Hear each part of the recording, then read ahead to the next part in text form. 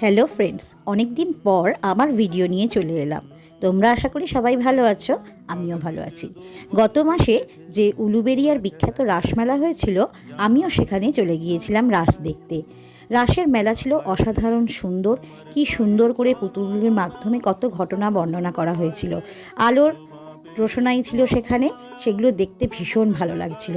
তারপর মেলায় কচিকাঁচার দল নানান রকম দোলনায় চেপে আনন্দ করছিল।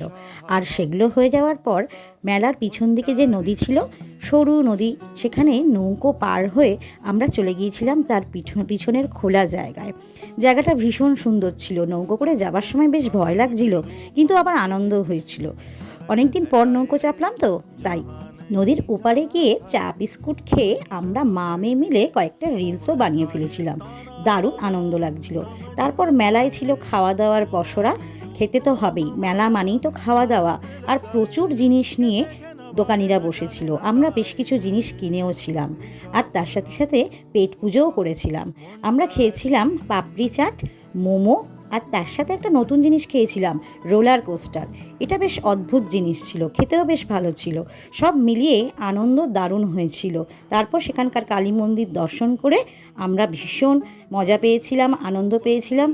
আর তারপর বাড়ির দিকে রওনা দিয়েছিলাম। ভিডিওটা ভালো লাগলে লাইক, কমেন্ট, সাবস্ক্রাইব করবে। টাটা।